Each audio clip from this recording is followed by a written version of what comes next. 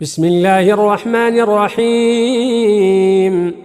هل أتاك حديث الغاشية؟